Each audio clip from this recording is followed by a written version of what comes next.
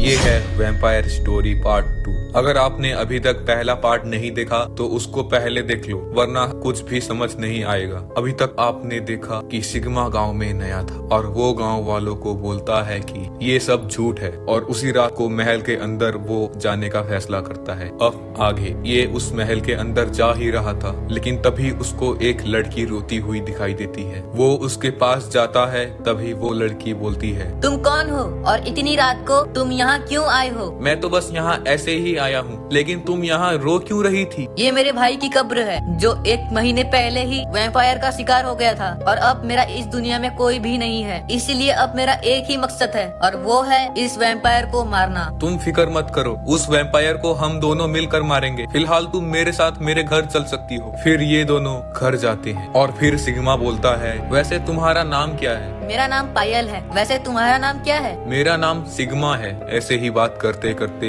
ये दोनों घर पहुंच गए। फिर सिग्मा बोलता है, आप अभी सो जाओ, कल सुबह हम उस महल के अंदर जाएंगे। उसकी बात सुनकर पायल बोलती है, मैंने सुना है वैम्पायर दिन में नहीं दिखते, वो बस हमेशा रात में ही दिखते हैं। ये सुनकर सिग्मा बोलता है, ठीक है, कल सुबह हम घूमने चलेंगे और रात को हम महल के अंदर जाएंगे। और सुबह जब सिग्मा उठा तब वो देखता है कि पायल सोफे पर बैठ के उसका इंतजार कर रही है। फिर सिग्मा बोलता है, चलो घूमने चलते हैं। फिर वो दोनों घूमने निकल जाते हैं और ऐसे ही घूमते घूमते रात हो गया। और घर आते ही उसने पायल से कहा, तुम यहीं रुको, मैं अकेला उस महल के अंदर जाऊंगा, मैं नहीं चाहता कि तुम्हें कुछ हो जाए। ये सुनकर पायल रुक जाती है और सिग्मा अकेला उस महल के अंदर जाता है। फिर वो देखता है, वो जानकर आपकी पैरों तले से जमीन खिसक जाएगी। वो छुपकर उस वैम्पायर को साफ देख रहा था। वो डर के फिर से घर जाने लगा और पायल से बोलता है, हम अकेले उसका कुछ नहीं बिगाड़ सकते, क्योंकि वो बहुत ज्यादा पावरफुल है। पायल बोलती है, मैं एक इंसान को जानती हूँ